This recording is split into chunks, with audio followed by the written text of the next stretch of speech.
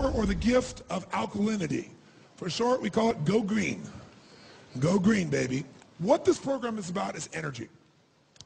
If you're going to have energy, you have to understand that there's a delicate balance in your body called the acid-alkaline balance. And I'm sure many of you have heard the term pH many times in your life. But usually you might hear it about a hair product or something of that nature, unless you were studying your body a little bit. But just as your body has to regulate its temperature, ideally at what temperature? 98.6, right? Too much variance either way of that, it affects your health, doesn't it? Your natural body temperature going there. You get up to 104, you got some real serious problems. Well, as important as your body temperature is, not the external temperature, but the body temperature that you're able to maintain consistently, there's another number that's equally important, maybe even more, and that is the acid-alkaline balance within your body. The pH balance, as it's called.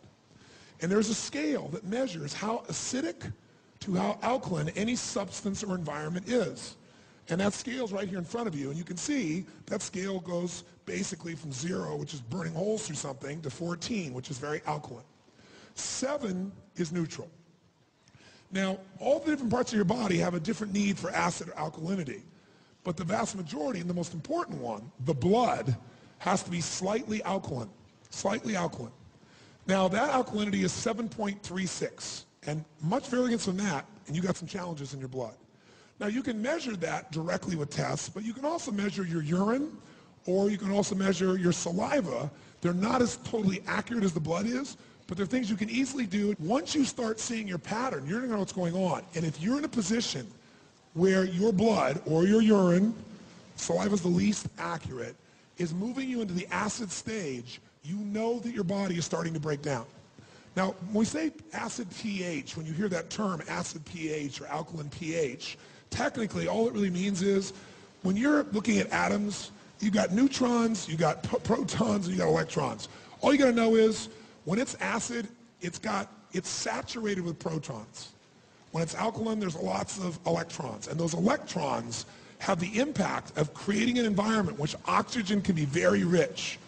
They also are that alkaline environment is what makes those red blood cells have a negative charge that makes them bounce off of each other so they don't stick together, so they flow through your body and you get the oxygen that you need. Also, it's very difficult in a highly oxygenated environment, a non-acid environment, for microorganisms to grow in mass. They stay checked, they stay balanced when you're fully oxygenated. But when your bloodstream gets acid, it's like putting out the pollution and wondering where the rats show up. So alkalinity has got to be a major focus, and it's very easy to get yourself to stay alkaline, but you got to think the power of alkaline, and the short term we have for that is Go Green. If you're overweight, how many of you here have worked out really hard but still can't seem to get those last 10 or 15 pounds or 5 pounds away? How many have had this experience? Raise your hand. Say aye. A lot of people say, oh, it's my metabolism. Well, that would be true to some extent, but a lot of people work out like crazy. They still don't seem to be getting the result. When your body is extremely acidic, you don't get as much oxygen. When you don't get as much oxygen, everything slows down, including the metabolism, even though you're working out. In addition, as you work out, if you work out hard and you're working out in an anaerobic way, you're building even more what? Who knows? Even more acid.